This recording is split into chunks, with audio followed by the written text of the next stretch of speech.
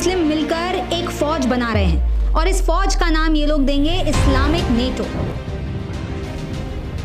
क्या Islamic countries और Israel के मध्य हो रहे युद्ध प्रभु यीशु मसीह के आने और जगत के अंत का प्रमाण है? और क्या ये सारी इस्लामिक कंट्रीज जो आज इजराइल देश के चारों तरफ है वो इजराइल देश को ख़त्म कर देंगे? और क्या बाइबल में इजराइल और इन सभी इस्लामिक देशों के बारे में पहले से कोई भविष्यवाणी दे दिया गया था? इतिहास गवाह है कि यह युद्ध जो आज इजराइल और बाकी इस्लामिक देशों के मध्य में हो रहा है वो आज से शुरू नहीं हुआ, बल्कि कई सालों से चल रहा युद्ध है, जिसके विषय में बाइबल भी हमें बताती है। इजिप्ट, जहां आज अधिकतर मुसलमान रहते हैं, वहीं पर 400 सालों तक इजरायलियों को गुलामी बनाया गया था, लेकिन परमेश्वर ने उन्हें अपने दास मूसा के द्वारा गुलामी से आज़ाद किया और बहुत सी इजिप्शियन को समुद्र में ही डुबो दिया जो इजराइल को खत्म करने चाहते थे। अम्मोन देश, जिसे आज जॉर्डन के नाम से जाना जाता है, जब अम्मोनियों ने इजराइल को पूरी तरह से खत्म करना चाहा, तब परमेश्वर ने इत्यान नाम के एक न्यायी के द्वारा अम्मोनियों को यानी कि जॉर्डन के रहने वालों को परमेश्वर ने खत्म कर दिया और उनके 20 नगर तक उनको हराया और उन्हें नाश कर दिया।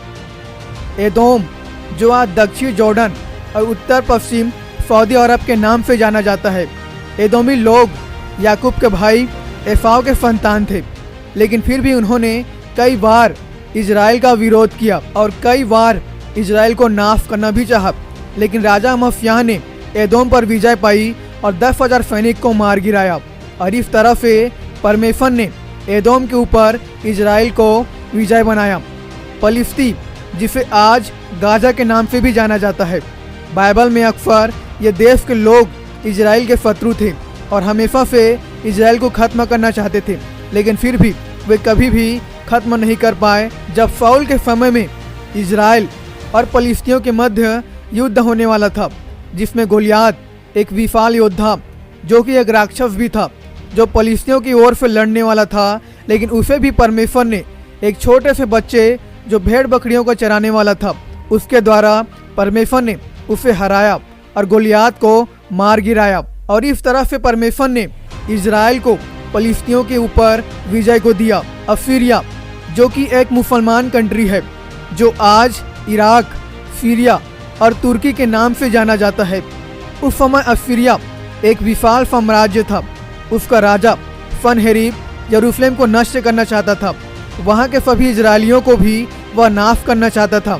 लेकिन जब राजा हिजकिय्याह ने परमेश्वर से प्रार्थना किया, तब परमेश्वर ने अपने एक दूत के द्वारा एक ही रात में 1,85,000 असूरियों को मार गिराया और इजरायलियों को उन पर विजय दिया। और ऐसे ही और भी देश हैं जो इजराइल पर कई बार हमला कर चुकी है, लेकिन अब तक उसे हरा नहीं पाई है।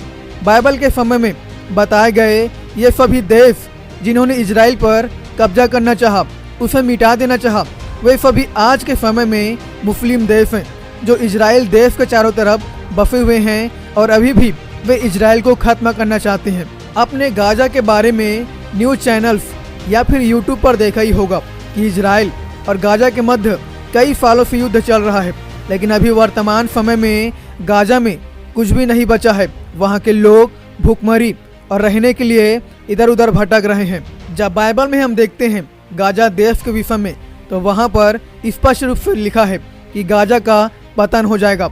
जैसे लिखा है, क्योंकि गाजा तो निर्जन और अश्कलोन उजाड़ हो जाएगा, अफदोद के निवासी दिन दोपहरी निकाल दिए जाएंगे और एक्रोन उखाड़ा जाएगा। और आगे 5वें पद में लिखा है, समुद्र तट के रहने वालों पर हाय, करेती जाति पर हाय, हे कनान, हे फलिस्ती के देश, यहोवा का वचन तेरे विरुद्ध है और मैं तुझको ऐसा नष्ट करूंगा कि तुझ में कोई ना बचेगा।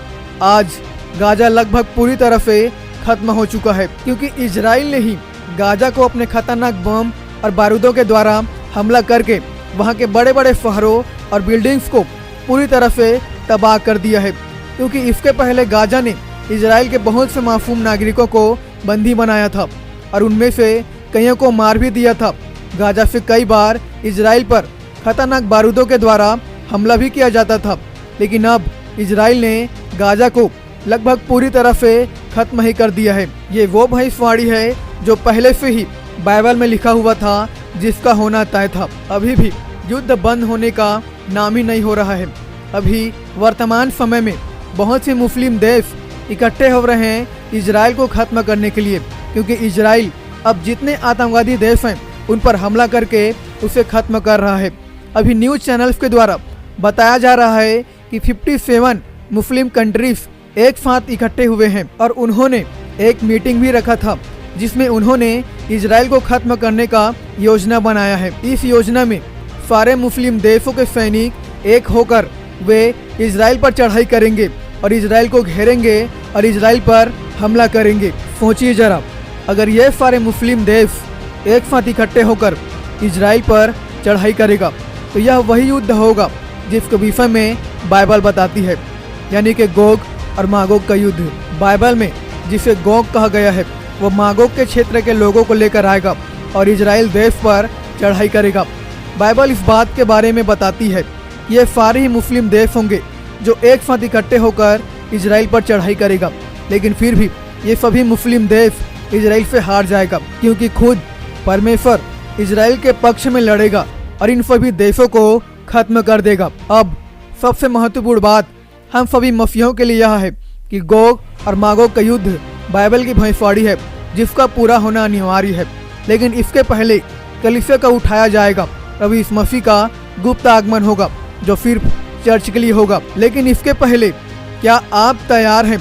क्या हर एक मसीह भाई और बहन प्रभु यीशु मसीह के साथ बादलों पर उठाए जाने के लिए, उसके राज्य में जाने के लिए क्या आप तैयार हैं? क्योंकि प्रभु यीशु मसीह शीघ्र ही आने वाला है अपनी कलीसिया को अपने साथ लेने के लिए।